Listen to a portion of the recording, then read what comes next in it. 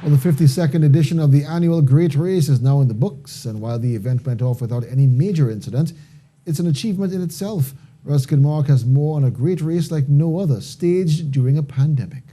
The event was postponed, then all of a sudden was back on again, with approvals from government, the police and the health authorities. And from a distance, the start looked like any normal race day morning, with the boats all full of gusto, eager for the run up the north coast and over to Tobago. And any unsuspecting race fan would feel that it was business as usual. But reality set in when the focus switched to Tobago and the finish line in the popular Stowe Bay. As the boats arrived at the finish line, there was none of the usual fan frenzy and applause to greet them. But spare thought for the folks on the ground, who would normally do a thriving business in the days leading up to the race, as well as on the day itself. Well, the Great Race this year come just like any ordinary day, because there's no audience, there's no social activity, interaction among anybody here, because they can't assemble,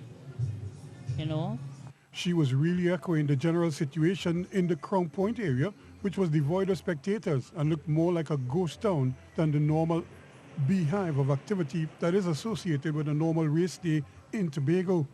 Even the police and ambulance had precious little to do on this day, which probably felt more like a lime than active duty. As for the race itself, Mobile Outlaw ruled things with a splendid first place finish and was the first boat to Tobago this time around.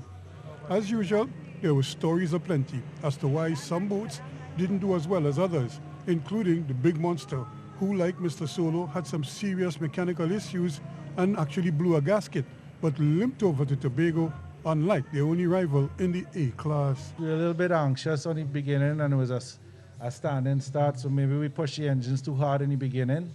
But it's definitely not a lack of, practice or anything. We had the boat tuned in the best we could. We felt positive about it. But these things happen with these big high-power engines, You can't predict what's going to go, what's going to break. So there was nothing that, we could have predicted this.